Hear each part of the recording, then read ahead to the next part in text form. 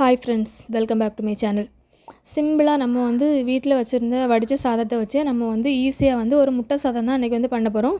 இதுக்கு சாஸோ அந்த மாதிரி எதுவுமே ஆட் பண்ணலை. நம்ம வீட்டில் இருக்கக்கூடிய மசாலா பொருளை வச்சு நம்ம ஈஸியாக பண்ண போகிறோம்.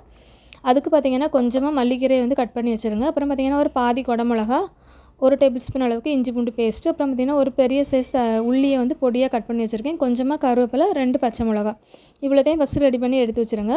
இதுக்கப்புறம் பார்த்திங்கன்னா அடுப்பில் ஒரு பாத்திரம் வச்சுருங்க. பாத்திரம் வச்சுட்டு பார்த்திங்கன்னா இதில் ஒரு 3 டேபிள் ஸ்பூன் அளவுக்கு நம்ம எண்ணெய் ஊற்றிக்கிடலாம். எண்ணெய் நான் தேங்காய் எண்ணெய் தான் யூஸ் பண்ணியிருக்கேன். நீங்கள் தேங்காய் எண்ணெய் இல்லைன்னா நீங்கள் யூஸ் பண்ணுற ஆயிலே யூஸ் பண்ணிவிடுங்க. எண்ணெய் போட்டு நல்லா சூடானதுக்கப்புறம் நம்ம வச்சுருந்த இஞ்சி பூண்டு பேஸ்ட்டு இதையும் நான் இடித்து தான் போட்டிருக்கேன். அப்படி இல்லைனா பேஸ்ட் இருந்துச்சுன்னா பேஸ்ட் ஆட் பண்ணிக்கிடுங்க. அதுவும் போட்டுட்டு இது கூடவே கருவேப்பிலையும் போட்டு ஒரு 30 செகண்ட்ஸுக்கு நல்லா வதக்கிவிடுங்க. அந்த பச்சை வாசனை எல்லாம் நம்ம போகிற அளவுக்கு லைட்டாக வதக்கினாலே போதும். இதுக்கப்புறம் இதில் நம்ம கட் பண்ணி வச்சுருந்த உள்ளியை போட்டுடலாம். உள்ளியை போட்டுட்டு பார்த்திங்கன்னா உள்ளி நல்லா வதங்கணும். அந்த கோல்டன் ப்ரௌன் கலரில் வர்ற அளவுக்கு நல்லா ஃப்ரை ஆகணும். அப்படி ஃப்ரை ஆனால் தான் அந்த முட்டை சாதம் நல்லா டேஸ்ட்டாக வரும். அதனால தான் இந்த டைம் உங்களுக்கு உப்பு வேணால் உப்பு இதிலே போட்டு நல்லா மிக்ஸ் பண்ணிக்கிடலாம். அப்படி இல்லைனா இது வதங்கினதுக்கப்புறம் நம்ம பின்னாடி கூட போட்டுடலாம். இப்போ ஃபஸ்ட்டு உள்ளியை நல்லா ஒரு மீடியம் ஃப்ளேம்லேயே வச்சு நல்லா வதக்கிடுங்க. நல்லா கலர் எல்லாம் சேஞ்ச் ஆகணும். இப்போ நல்லா உள்ளி வதங்கிட்டு, உள்ளியெல்லாம் வதங்கினதுக்கப்புறம் நம்ம குடமிளகா கட் பண்ணி வச்சுருந்தோம்ல அதை போடலாம். குடமிளகா போட்டு ரொம்ப வதங்க வேண்டாம். லைட்டாக இது க்ரன்ச்சியாக இருந்தால் தான் நல்லாயிருக்கும். லைட்டாக போட்டு நம்ம மிக்ஸ் பண்ணால் மட்டும் போதும் குடமிளகாவை. இதில் கேரட் வேணால் கேரட்டை கூட பொடியாக கட் பண்ணி போட்டுடலாம். இப்போ மசாலா பொடி ஆட் பண்ணிக்கலாம். இதில் 1 டீஸ்பூன் அளவுக்கு நம்ம வத்தல் பொடி போட்டுக்கலாம்.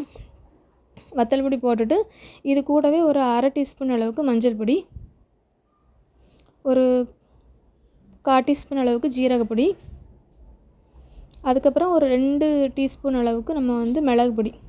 இதில் மிளகோட காரம் தான் நல்லா அதிகமாக இருக்கும். அதுதான் நல்லா ஃப்ளேவரும் நமக்கு இந்த முட்டை சாதத்துக்கு கொடுக்கும். இதுக்கப்புறம் பார்த்திங்கன்னா ஒரு 1/2 டீஸ்பூன் அளவுக்கு மட்டும் பெருஞ்சீரக பொடி போட்டுவிடுங்க. இது போடும்போது ஃப்ளேவர் சூப்பராக இருக்கும். அதனால தான் இதையும் போட்டு நல்லா வதக்கிடுங்க. இந்த டைமே சால்ட்டு போட்டுவிடுங்க. நான் சால்ட்டு போட்ட வீடியோ இதில் இல்லை. உப்பு போட்டு நல்லா மிக்ஸ் பண்ணிடுங்க. அந்த பச்சை வாசனை எல்லாமே போகிற அளவுக்கு. இப்போ அந்த மாதிரி சென்டரில் லைட்டாக கொஞ்சம் இடத்த லைட்டாக தள்ளி விட்டுட்டு இதில் பார்த்திங்கன்னா ஒரு 3 முட்டை அடித்து ஊற்றிடுங்க. நான் அன்றைக்கி வடித்த சாதம் 4 கப்பு எடுத்திருக்கேன். நான் 3 முட்டை போட்டிருக்கேன். முட்டை இப்போ நீங்கள் 4 முட்டை போட்டாலும் போடலாம். முட்டையோட ஃப்ளேவர் கொஞ்சம் நல்லாயிருக்கும். இது 3 முட்டை போட்டாலே கரெக்டான அளவாக தான் இருக்கும். இதையும் போட்டு நல்லா வதக்கிடுங்க, வரட்டி எடுத்துடுங்க. இந்த முட்டை பார்த்திங்கன்னா நல்லா ட்ரை ஆகக்கூடாது. கொஞ்சம் நல்லா கொஞ்சம் குழு குழுன்னு அந்த மாதிரி இருக்கணும். அப்போ தான் நல்லா அந்த நம்ம சோறு போடும்போது நல்லா அது கூடவே சேர்ந்து மிக்ஸ் ஆகி வரும். அதனால தான் இப்போ போட்டுட்டு நல்லா மிக்ஸ் பண்ணிவிடுங்க. மிக்ஸ் பண்ணதுக்கு அப்புறம் பார்த்திங்கன்னா நம்ம இதில் உப்பு செக் பண்ணி பார்த்துக்கிடணும். உப்பு பார்த்துட்டு கம்மியாக இருந்துச்சுன்னா இதில் கொஞ்சமாக சால்ட்டு போட்டு நல்லா மிக்ஸ் பண்ணிக்கிடலாம்.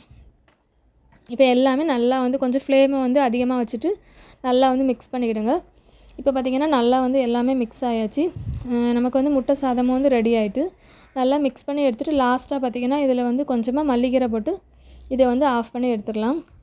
இந்த முட்டை சாதம் பார்த்திங்கன்னா நம்ம இன்ஸ்டண்ட்டாக ஈஸியாக ரெடி பண்ணிடலாம். வீட்டில் இருக்கக்கூடிய பொருளை வச்சு நம்ம உடனே ரெடி பண்ணுற மாதிரியான ஒரு சாதம் தான்.